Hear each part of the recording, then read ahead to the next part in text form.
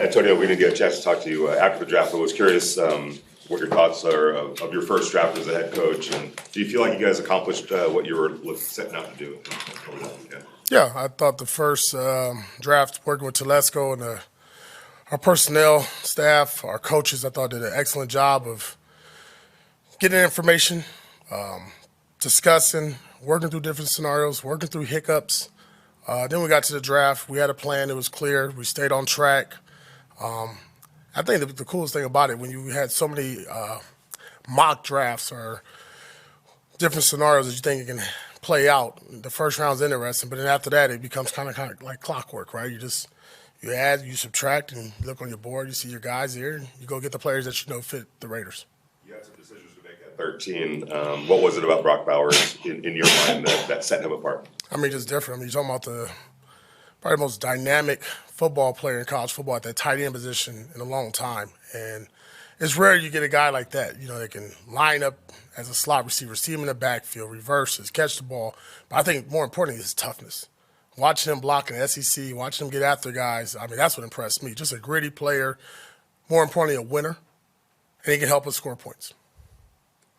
Were you surprised, disappointed? What kind of emotions that when you get to 13, all the quarterbacks were gone? No, I was excited to pick. So when you guys did your mock, did you think that they'd all be gone? I mean, 6 and 12, that just seemed like a lot. It was a lot, thinking NFL record, right? So it was it's one of those situations you just play it out. You sit there watching like everybody else, and again, you got your board, you got guys on your board, you're sitting there, and then you look and you say, okay, look, we got A or B or whatever it is, and obviously we're very fortunate to get a guy like Brock Bowers in our room and in our building. Coach, how often and how successful do you think this upcoming season running 2 tight end sets with Michael and Brock could be? Successful. I mean, I look at the National Football League is difficult. I mean, being a former player going against 12 personnel, the matchups, the alignments that they get you in, what you do defensively, I think becomes an issue as well. But you're looking at really, I think we're fortunate to have 2 tight ends on our roster that in the last 4 years of college football were pretty much the best 2. And I think hopefully that creates issues. It's going to create issues for us as practice. We'll see that. In our division, we got some really good tight ends, so it'll be good reps for us as well.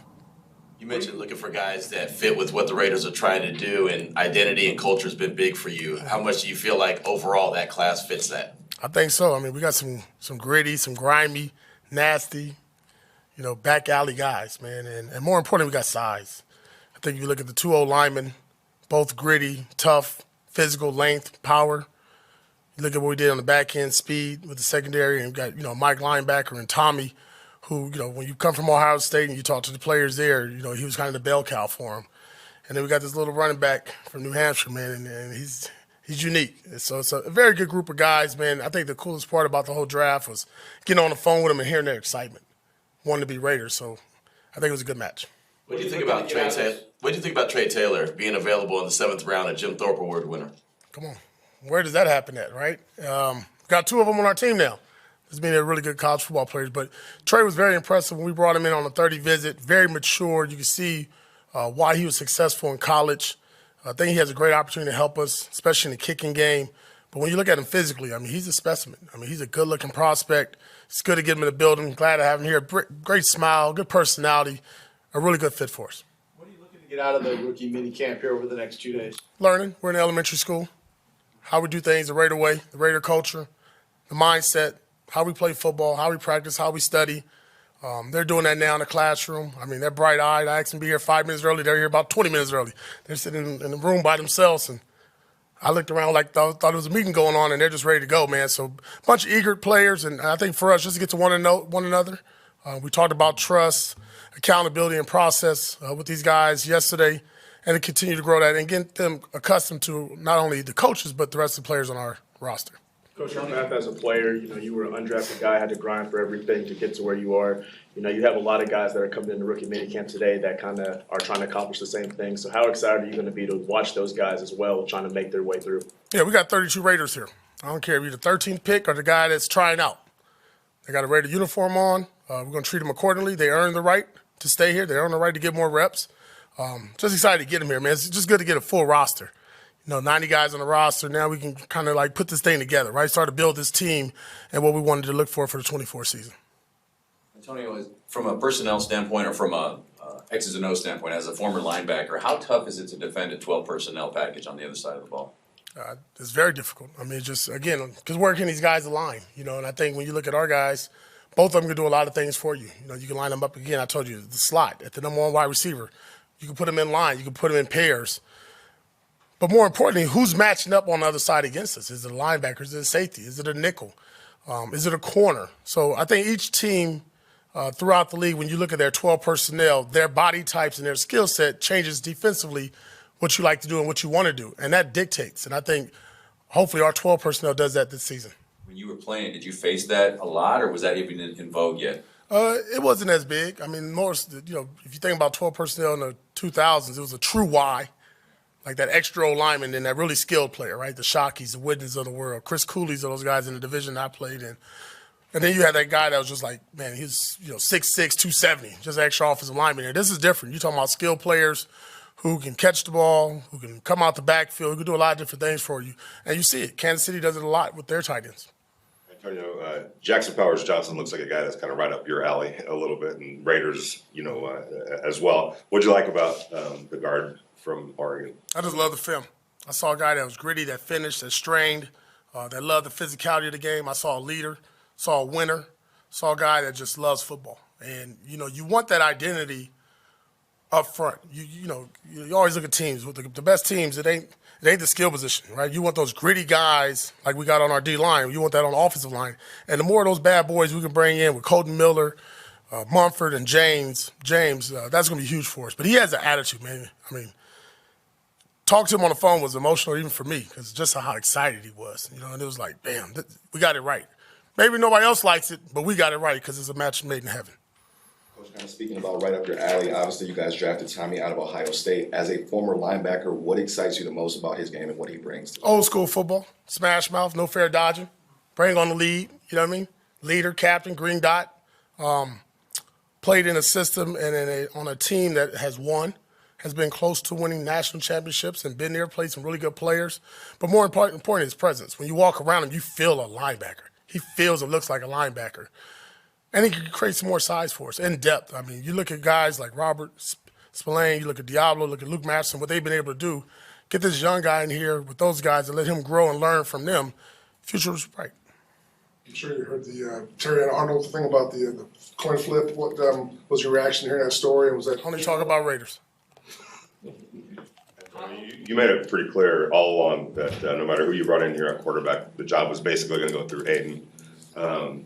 How comfortable are you with that quarterback room and excited to see how this thing all plays out? I'm excited. I mean, what Aiden did the last 4 games and what he's done this offseason, changing his body, his work ethic, being here every day, blocking out the outside noise, not worried about anything. I'm excited. And then you bring Gardner in here and then listen.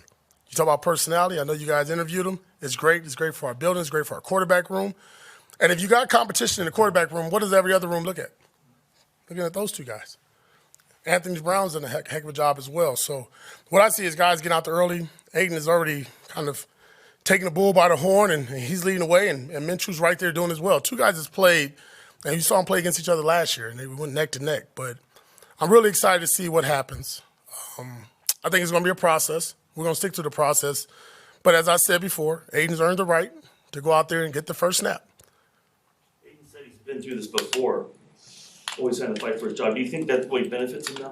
Yeah, Aiden is mentally tough. I said this last year. I said Aiden has a certain thing mentally where he blocks out outside noise. He doesn't worry about it. I mean, I'm sure he reads like we all do.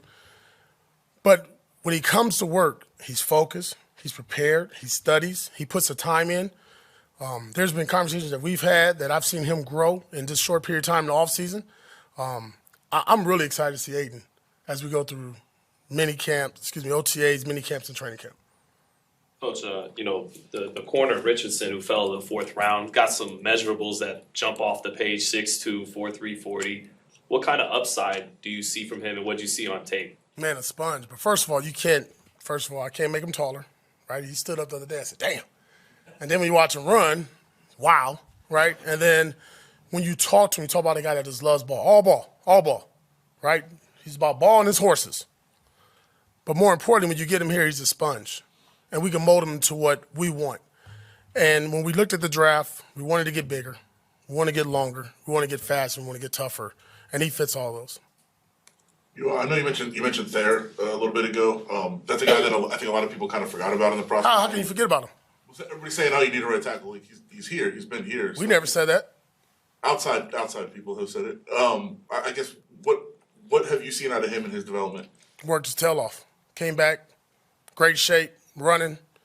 He's got a little chip on his shoulder, right? I'm sure he reads the outside news. But look, he's looked really good. We got them both. The thing about there is a special. Could play left tackle. Could play right tackle. Hell, we even lined him up at tight ends at times last year. The versatility that he brings. But more important, it's year 3. And he understands this is a great opportunity for him to really just say, I'm your guy. And I told him, it's his for the taking. What does Andrews Pete bring to the mix? Veteran, right? Pro bowler, inside at guard. Gives you some flexibility at left tackle. What we want to do, and Telesco did a hell of a job, and we talked about it, is creating depth amongst our offensive line, right? We want legit 8, 9 guys. I want competition in every room. I want guys to be looking around and say, man, I can't have a bad day. There's no such thing as having a bad day. And you get a veteran presence who's been here and done it, and that helps a guy like Munford, right, grow and learn. Also could teach you some tricks of the trade with Colton Miller. So his experience, and I always said I value guys who've played in the league and played at a high level.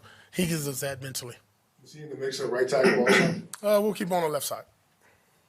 I guess one of the big stories around the team this week was potentially moving training camp to Southern California. I guess what kind of benefit does it have to get out of the heat, train somewhere else? Yeah, I don't think it's more about the heat. It's about team bonding. When I played in the National Football League, we never stayed at our facility. I was used to traveling and going away and kind of bunkered up, us and 90 or 85 players at the time, whatever it was, and team bonding, getting together, getting to know one another, get away from all the distractions. All about ball, just ball. I told us I want us to be the tightest group of Raiders that hopefully this organization has seen, and that's what we're going to grow and build on and get that physical toughness that we want to build on in training camp. And, yeah, does it help that it's a little cooler? No doubt. But more importantly, I think it's just good for our team to bond, to get away and just focus on us. You guys good? Antonio, let me just, you're a confident guy. I was just wondering, as you've gone through this process now with you and Tom and through the draft and all the scouts making the decisions, were there any kind of, oh, wow, or eye-popping moments for you that you didn't I didn't anticipate this or that, or this is something I didn't really think about, or? Be honest, Bowers. We didn't see that one. Didn't see it. Didn't think he'll be there at 13. And was just shocked to see it, kind of just like, okay, you start counting. Wow, okay, no-brainer there. I mean, when you get a dynamic player, a guy that loves football, doesn't really like to talk to the media, so sorry, guys, right? He's not going to be long-winded. But he's all about ball, and he's a winner, man. He's a winner. He's tough. He wants to get better. I think the first thing, I talked to Mike right away when we drafted him, and I said, man, damn, this is going to be a great combination. 2 young studs to grow up together within our organization that can help us win a lot of games. All right, thanks, Coach. Okay, thank you, guys.